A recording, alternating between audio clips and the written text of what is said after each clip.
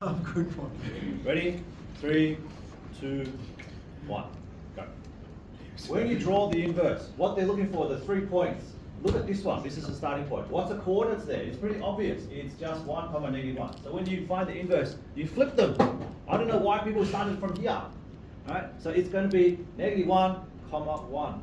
Yeah, straight away. So where's that? That's actually up here. Right? So that's your first point. -1, 1. Second point, obviously it's passed through the origin. So that inverse graph clearly had to pass through the origin, 0, 0, right? The third point, and this was the one that was less obvious, is based on showing the dilation of the graph. Well, I told you that you don't need an arbitrary point anymore.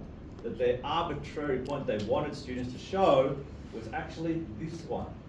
Because even without it being stated in the question, it clearly showed that this original graph passes through this point here, -1, 3. With those 3, you simply swap all of them. This one's obviously the same. This one has been swapped from there. This one now is where? 3, -1. Yeah. Down here.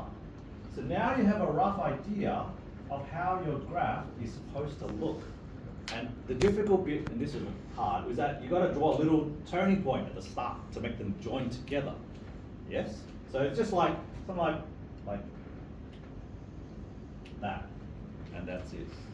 Does that make sense? Now, the next part, the last part of the question, was determining the equation of this graph. And this is why I say, yes, completing the square is helpful, but no, it is not actually necessary. There are 2 ways to find the equation of this graph. From basic knowledge, what have you just drawn? A square root graph. What is this point? The turning point. If you knew your stuff, I'm recording so I can't swear, right? It will be y equals a root x minus h plus k. Yes? There's your h, there's your k.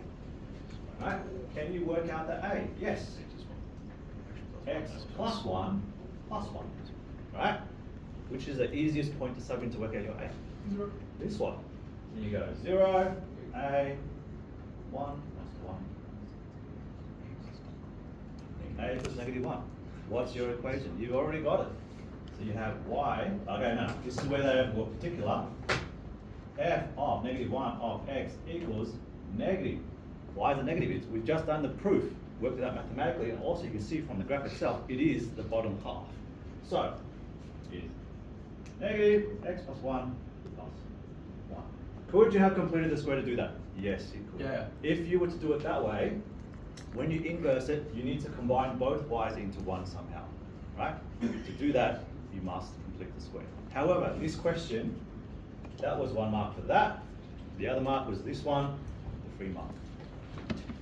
Stop.